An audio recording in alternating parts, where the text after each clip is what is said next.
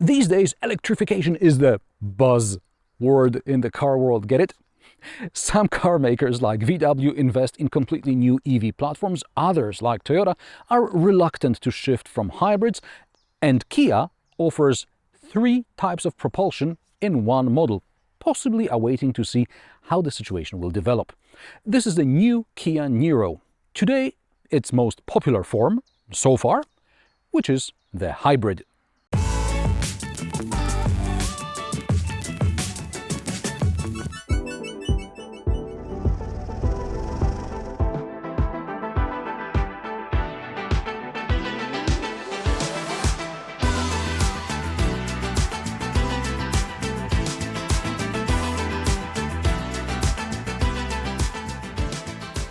The Kia Niro is a compact crossover launched back in 2016. It competes with the likes of the Toyota CHR or the VW T-Roc.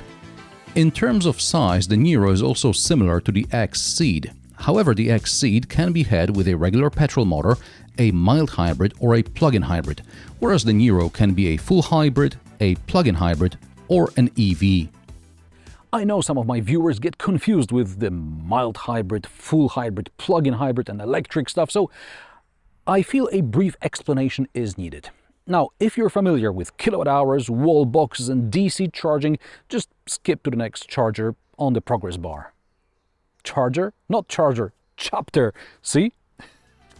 A mild hybrid is a more advanced stop and start system. The combustion engine can shut off not only while you're waiting at the lights, but also as you coast. A full hybrid is associated especially with Toyota. We're talking about a powertrain which combines a combustion engine and an electric motor to optimize fuel economy. Whenever it makes sense, the electric motor will help or even temporarily take over from the combustion engine. A small traction battery needed to power the electric motor is then recharged on the go with excess energy from the engine, as well as with kinetic energy regained during coasting and braking. A plug-in hybrid expands on the full hybrid business. There is a larger traction battery which can be recharged from an electric socket. This allows the car to travel in zero-emissions mode for up to several dozen kilometers. Once the traction battery level goes below a certain point, the car starts behaving like a regular hybrid until you recharge the battery from the electric socket. And finally, we get to electric cars which have an electric motor and a large traction battery and can drive even several hundred kilometers on a single charge. Charging from a regular home socket can take even up to several days, so you need a more powerful home outlet, or you can use a fast DC charger on the go. More about various powertrains in my reviews, which I will link in the video description. And now let's go back to the Kia Niro. This is a brief launch event in Frankfurt area where Kia has its European headquarters. I promise to get my hands on other powertrain options in a couple of months when I get to the press cars back home. But today I will focus on the full hybrid, which so far happens to make up for majority of the Niro sales. Now, interestingly enough, the second most popular choice is the EV, leaving the PHEV in the third position. Kia boasts the second-gen Niro is built from scratch, but, and this may be good or bad news depending on what you're looking for, I think the car has retained much of the first-gen's characteristics. Sure, the new Kia Niro is slightly larger than the model it replaces. It is 2.5 centimeters wider, the wheelbase is up by 2 centimeters, and the car is 6.5 centimeters longer as well. The first-gen Niro wasn't particularly interesting to look at, but the new one gets the bold design treatment like the recent Sorento Sportage or the EV6. Running across the front is a silver line which goes around the sides to the headlights. The grille is enclosed between 2 silver elements, and the daytime running light design is supposed to look like a heartbeat diagram. I'm not making this up, it's in the press release. An interesting side feature are the optional panels covering the C-pillars. They may be something for the media to talk about, like simply clever stuff in Skoda. However, air flows behind these panels, which improves aerodynamics. And what does your Skoda get? An umbrella and an ice scraper? Well done! The main attraction in the back are their boomerang-shaped rear lamps. You can tell from far away this is the new Niro. Also inside, there's a lot of stuff we've seen in most recent Kia models like the Sportage or the EV6. However, underneath it all lies tech which seems to be taken straight out of the old Niro. In terms of powertrains, at first glance, all the new Niros seem almost the same like the previous generation.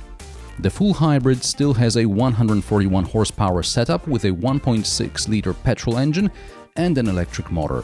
Fuel economy is around 4.5 liters per 100 kilometers. That's more than before, but it's because the previous model was tested according to NEDC and the new one according to WLTP. And there's a 6-speed double-clutch automatic transmission as well. However, Kia claims all powertrains have been modified. In case of the HEV, Kia worked mainly on the engine, but in the PHEV as well as in the EV, the batteries are different. Different chemistry, different supplier. Also, the DCT is different. Seeking greater efficiency, Kia got rid of the reverse gear, so now the car uses the first gear and the electric motor to go back. This allowed to save 2.3 kilograms, and the car uses a whopping 0.62% less fuel. Although we've seen this infotainment in several Kia models, there is a new green zone feature. When approaching said green zones, the car, we're talking about hybrids, will try and cross them using mainly electric energy. Such zones include schools or hospitals. Also, the drivers can set their own green zones, like, for example, their homes. The infotainment system is largely the same like in the Kia Sportage or the EV6. You can change the instrument cluster display modes, and the main screen can show maps, multimedia or hybrid powertrain data. Underneath the central display is a panel with 2 physical knobs, yay, and some touch buttons. Now, depending on the mode selected, this panel can be for media or for climate control. Below is a smartphone cubby with ventilated wireless charger, a 12-volt socket, as well as 2 USB ports. It's a USB-A and USB-C, and Android Auto still isn't wireless. On the tunnel, there are buttons for heated and ventilated seats, heated steering wheel, parking sensors, and there is the gear selector wheel, knob, whatever you want to call it.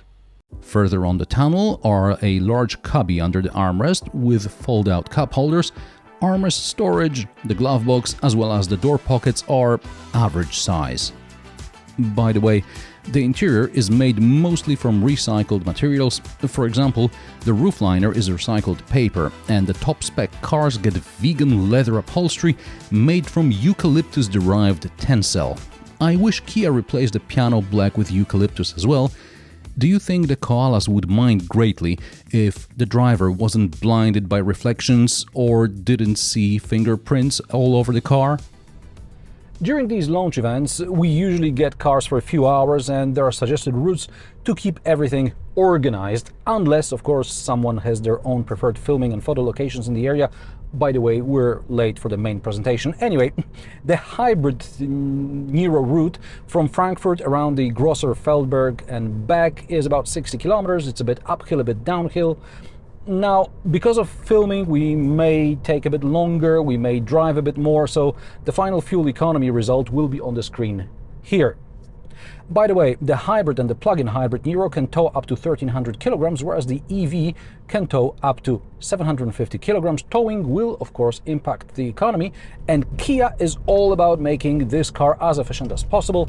The new hybrid Niro is 20-something kilograms lighter from its predecessor, despite larger dimensions, and that's mainly due to the body-in-white being 20 kilograms lighter. In order to boost fuel economy, the driver can control regenerative braking or set automatic regeneration. In eco mode, paddles by the steering wheel control the regen braking. You can also set regen braking to auto, in which case the car will coast or slow down depending on the road conditions. In sport mode, the paddles control the gear change. Also in sport mode, the instrument cluster displays a rev counter, something that was missing in the previous generation. I complained about it when I was driving the Niro in the mountains and I wanted to engine brake, but couldn't see the revs to know when to downshift.